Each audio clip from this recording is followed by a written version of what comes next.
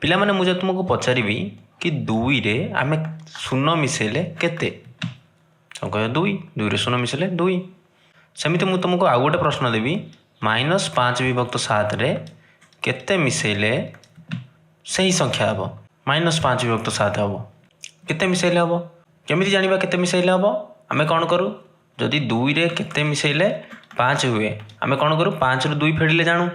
ସେମିତି ଆମେ -5/7ରେ ଫେଡ଼ିବା କେତେ, -5/7।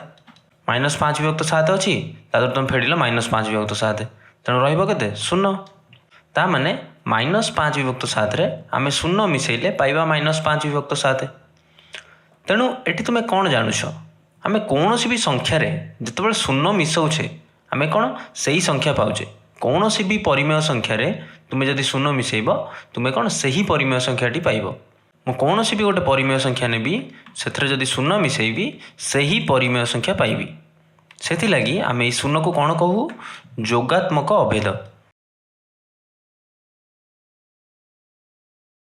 ଏବେ ଯଦି ମୁଁ ତୁମକୁ ପଚାରିବି କି 7ରେ 1 ଗୁଣିଲେ କେତେ, 7ରେ 1 ଗୁଣିଲେ 7, 7 କେ 7। ସେମିତି ମୁଁ ତୁମକୁ ଆଉ ଗୋଟେ ପ୍ରଶ୍ନ ପଚାରିବି କି -5/8 ଏହି ସଂଖ୍ୟାରେ ଆମେ କେତେ ଗୁଣିଲେ ପାଇବା ସେହି ସଂଖ୍ୟା -5/8। କେତେ ଗୁଣିଲେ ପାଇବା, 2ରେ କେତେ ଗୁଣିଲେ 6 ହୁଏ, ଆମେ କେମିତି ଜାଣୁ, 6ରେ 2 ହରିଲେ ଜାଣିବା, 2 3 6, ତେଣୁ 2ରେ 3 ଗୁଣିଲେ 6। ସେମିତି ଆମେ ଏଠି -5/8ରେ ହରିବା କ'ଣ, -5/8 ଏବଂ ସମାନ ସଂଖ୍ୟା ଯେତେବେଳେ ହରାଯାଏ କେତେ ବାହାରେ, 1 ବାହାରେ। ତେଣୁ ଏଠି -5/8ରେ ଆମେ 1 ଗୁଣିଲେ ପାଇବା -5/8। ଯେମିତି କୌଣସି ବି ପରିମେୟ ସଂଖ୍ୟାରେ ଆମେ ଯେତେବେଳେ 0 ମିଶାଉଥିଲେ ଆମେ କ'ଣ ସେହି ସଂଖ୍ୟା ପାଉଥିଲେ, ସେମିତି କୌଣସି ବି ପରିମେୟ ସଂଖ୍ୟାରେ ଆମେ ଯେତେବେଳେ 1 ଗୁଣିବା ଆମେ ସେହି ସଂଖ୍ୟା ପାଇବା।